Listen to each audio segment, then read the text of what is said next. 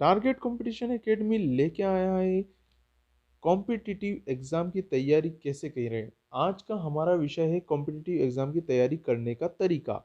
इसके लिए हमें कुछ रूल्स फॉलो करने होंगे। हमने बताए हैं यहाँ 5 रूल्स। 5 रूल्स को फॉलो करके आप कॉम्पिटिटिव एग्जाम की तैयारी कर सकते हैं। तो अभी तक जिसने भी हमारा चैनल सब्सक्राइब नहीं किया है तो प्लीज़ हमारा चैनल सब्सक्राइब जरूर करें, और हमारा वीडियो अच्छा लगता है तो लाइक और शेयर जरूर करें।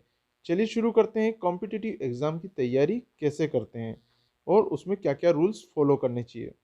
सबसे पहली बात होती है, कॉम्पिटिटिव एग्जाम की तैयारी करते हैं तो हमारा आत्मविश्वास जो होता है वो हमेशा पॉजिटिव होना चाहिए कि आई विल डू इट, मैं ये कर सकता हूँ।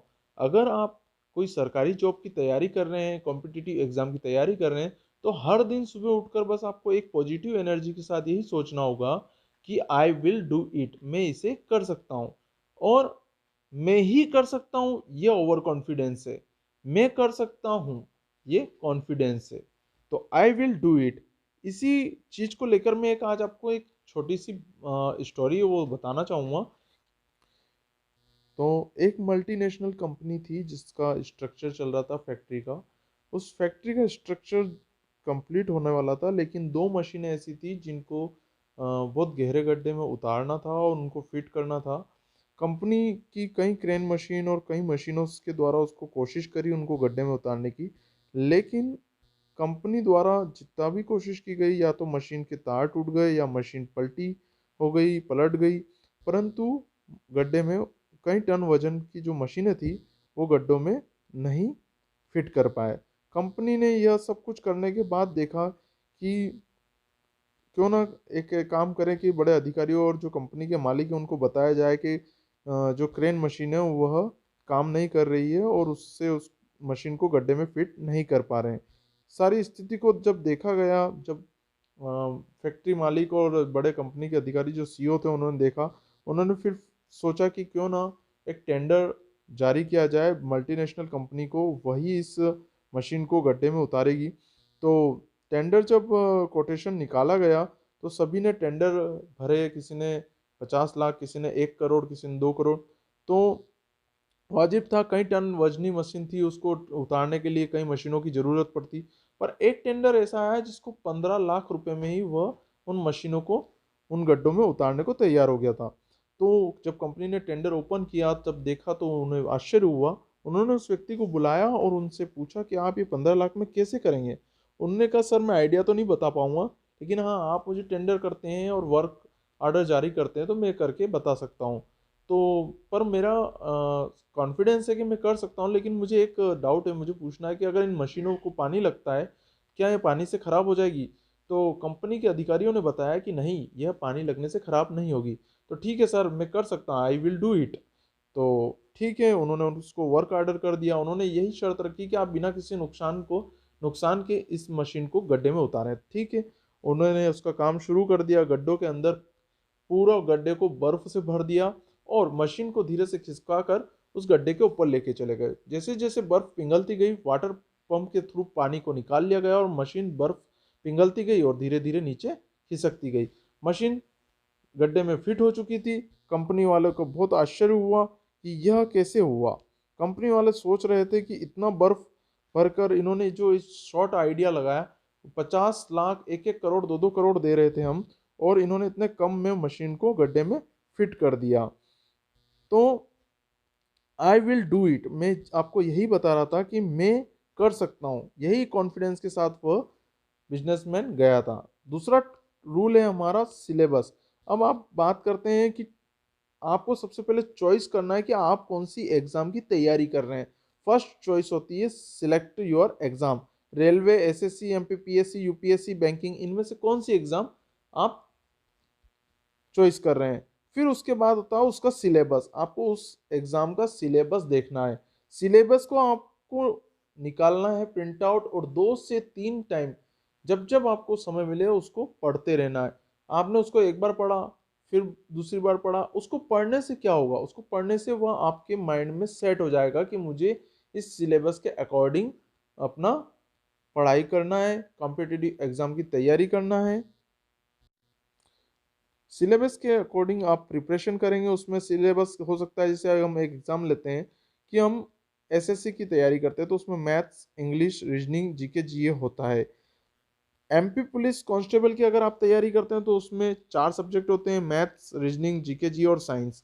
अब मैथ्स में आपको पता है कि ज़्यादा से ज़्यादा उसमें जितने टॉपिक होते हैं, 30 टॉपिक अगर हम मान के चलते हैं, तो हमें डेली 1 से 2 चैप्टर्स का तैयारी करना है। अगर हम एक चैप्टर भी लेते हैं पर डे, और कुछ लोगों को लगता है मैथ्स बहुत टफ है, नहीं है मैथ्स टफ, आपको प्लस माइनस इनटू डिवीजन और टेबल्स बहुत अच्छे से आनी चाहिए। इसके अलावा इंग्लिश की बात करें तो इंग्लिश, अगर किसी को इंग्लिश में प्रॉब्लम है तो उसको रेगुलर 5 से 7 शब्द के लिए डिक्शनरी से 5-7 शब्दों को उठाना चाहिए और उनको याद करना चाहिए। और ग्रामेटिकल प्रॉब्लम है तो ग्रामर के लिए आपको बेस्ट कोचिंग्स ज्वाइन करनी चाहिए और टेंस वगैरह सीखने चाहिए।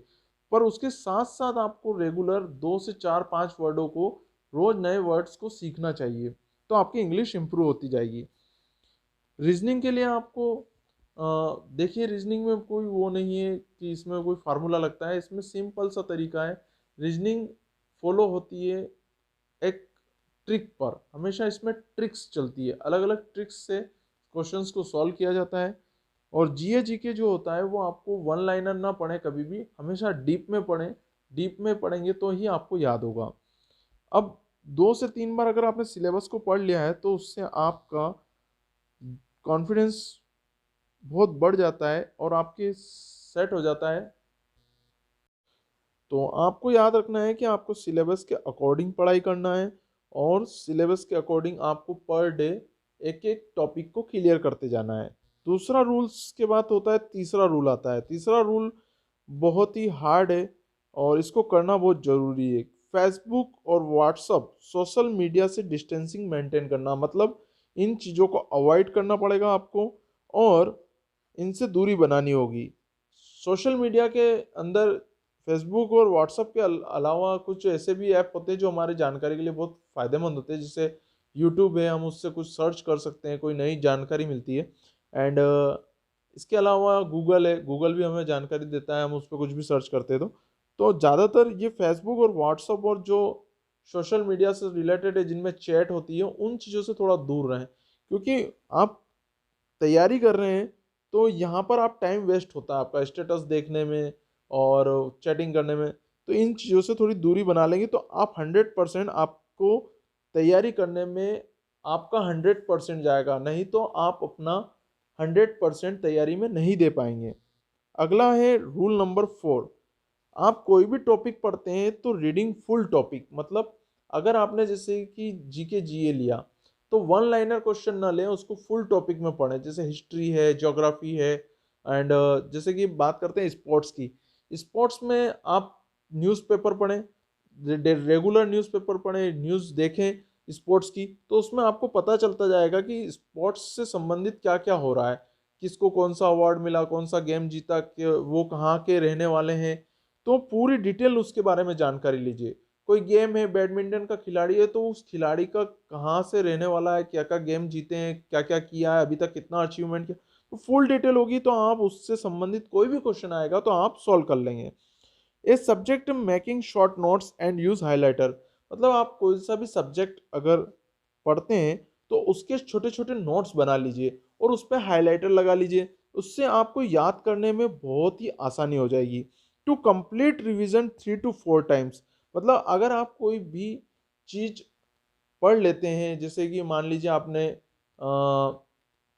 जीके या जीए पढ़ लिया है, कोई से भी टॉपिक को पढ़ लिया, जैसे हिस्ट्री की बात करते हैं, आपने हिस्ट्री पूरी कंप्लीट कर ली तो उसका रिवीजन करिए, एक बार नहीं, 2 बार नहीं, 3 बार करें, जब जब आपको समय मिलता जाए आप करते जाएं। इसके साथ साथ आप टाइम टू टाइम वर्किंग पर ध्यान दें, अपने काम पे ध्यान दें। इस ये जो प्रोसेस बताइए पूरी फॉलो करें, साथ में थोड़ा समय अपने आप में फन और एंजॉय भी करें, एक आज से आधा घंटा आप एंजॉय करें।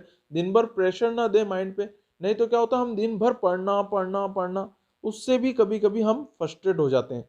तो हमें थोड़ा सा समय इंजॉयमेंट में लेना है, लेकिन इतना भी नहीं। 15 मिनट्स, 30 मिनट्स या 60 मिनट, इसको इंजॉयमेंट का समय लें। चलिए आगे चलते हैं। Rule number 5। Rule number 5, always give a mock test, ये बहुत ज़रूरी होता है। मतलब अगर आपने कोई तैयारी कर ली है, आपने जैसे मैथ्स का कोई चैप्टर सॉल्व किया है परसेंटेज, और उसका आप सॉल्व करने के बाद, समझने के बाद टेस्ट दें।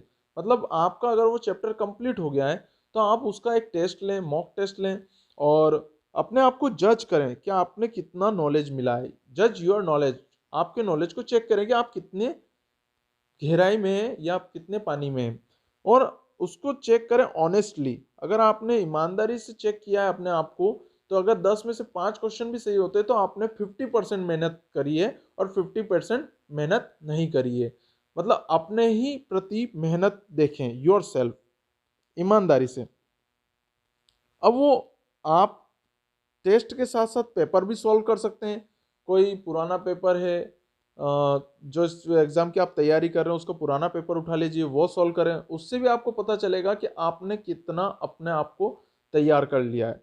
तो ये 5 रूल्स फॉलो करें और हमें बताएं। साथ में आप यूट्यूब पे भी सर्च कर सकते हैं अपने टॉपिक से रिलेटेड सॉल्व प्रॉब्लम के लिए, ये भी एक तरीका है। अगला होता है आपके लिए कि आप हमें भी बताएं कि आपको किसी टॉपिक में अगर दिक्कत है तो हमें कमेंट बॉक्स में या इनबॉक्स में मैसेज करें, और हम उससे रिलेटेड पीडीएफ नोट्स आपको प्रोवाइड कराएंगे। थैंक यू, आपने हमारा वीडियो देखा उसके लिए। लाइक और शेयर सब्सक्राइब जरूर करें।